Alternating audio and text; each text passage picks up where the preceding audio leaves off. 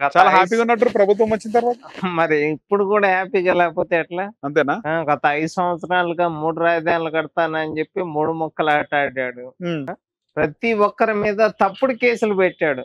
కానీ ఇప్పుడు అట్లా కాదుగా. సోషల్ మీడియాలో ఇష్టం వచ్చినట్టు బూతులు తిట్టిన ప్రతి ఒక్కళ్ళని వాళ్ళు కేసులు హైకోర్టులో కేసులు కూడా వేశారు. మా సోషల్ మీడియా వాళ్ళని అక్రమంగా అరెస్ట్ చేస్తున్నారు అని చెప్పి. వాళ్ళు పెట్టిన పోస్టుల గురించి మొత్తం చూసి మీరు మమ్మల్నే తిట్టారు. దాదాపు 160 మంది జడ్జిలనే తిట్టారు. తప్పు లేదు అని చెప్పి గ్రీన్ సిగ్నల్ ఇచ్చిన తర్వాత ఎవరిని కూడా వదిలిపెట్టట్లేదు. వర రవీంద్రారెడ్డి దగ్గర నుంచి రాఘవరెడ్డి గాని, అర్జున్ రెడ్డి గాని, ఆ ఆ, అలాగే కల్లా హరికృష్ణారెడ్డి గాని, పెద్దిరెడ్డి సుధారాణి గాని, రెడ్డిలే ఉన్నారు మొత్తం. అందరూ మొత్తం కూడా అంత ఇష్టం వచ్చినట్టు అసలు వాళ్ళు మాట్లాడే మాటలు కానీ పెట్టే పోస్టులు కానీ ఎంత భయంకరంగా. వీళ్ళంతా వెనక నుండి ఇంకా ఎవరు సజ్జల భార్గవ్ హ్మ్. అతను ఒక్కడు ఇక నాకు తెలిసి అతను ఇండియాలో ఉన్నాడో లేకపోతే ఫారెన్ లో ఉన్నాడో అతనికి కూడా లుకౌట్ నోటీసులు ఇవ్వడం జరిగింది. ఇక దాదాపు చాప్టర్ క్లోజ్ అయిపోవటానికి ఇంకా కొద్దిగా టైం పట్టింది. అంటే షర్మిలా గారు కూడా చెప్పారు విషనాగులు అయిపోయింది, అనకొండల పరిస్థితి ఏంటి అని చెప్పి మాట్లాడుతున్నారు. అంటే అనకొండల అంటే ఎవరు? జగన్మోహన్ రెడ్డి, భారతి, అవినాష్ రెడ్డి, విజయసాయి రెడ్డి, బొత్స సత్యనారాయణ, దాదాపు పెద్దిరెడ్డి, వీళ్ళందరూ అనకొండలు. వీళ్ళందరినీ కూడా లోపలేయమని డైరెక్ట్ చెప్తున్నారు. ఓకే. శ్రీరెడ్డి బతిమాలుతుంది అనుకుంటా, నన్ను అరెస్ట్ చేయొద్దు సారీ అని చెప్పి. ఇంతకు ముందు ఏం మాట్లాడిందో మీరు విన్నారా? ఏ విన్నాం. రకంగా బూతులు మాట్లాడిందో. ఎవరిని వదిలిపెట్టింది చెప్పండి? అనిత గారిని తిట్టలేదా? చంద్రబాబు గారిని తిట్టలేదా? లోకేష్ గారిని తిట్టలేదా? పవన్ కళ్యాణ్ గారిని తిట్టలేదా? వాళ్ళ కుటుంబ సభ్యుల్ని తిట్టలేదా? ఎలాగ చెప్పులు చూపిస్తా.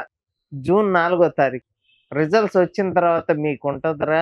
ఏమన్నది ఒకసారి చెప్పండి. అసలు 9వ తారీఖు, 11వ తారీఖు, అసలు 12వ తారీఖు, జూన్ 12 శ్రీరెడ్డి పుట్టినరోజు అంట.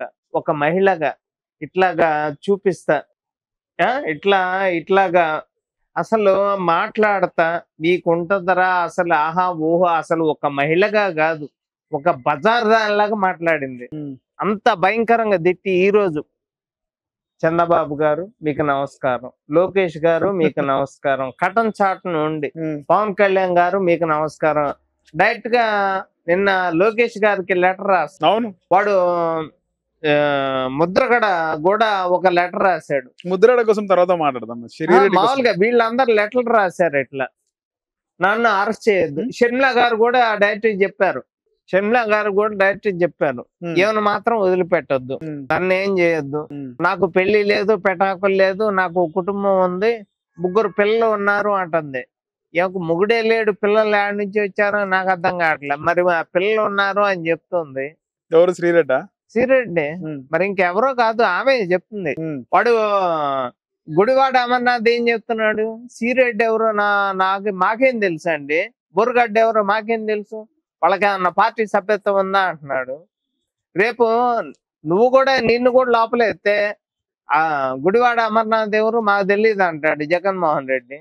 అంటే ఎవరో తెలీదు. గత 5 సంవత్సరాలుగా శ్రీరెడ్డి ఏం మాట్లాడిందో మీకు తెలీదా? బోరుగడ్డ ఎన్ని బూతులు తిట్టాడో మీకు తెలీదా?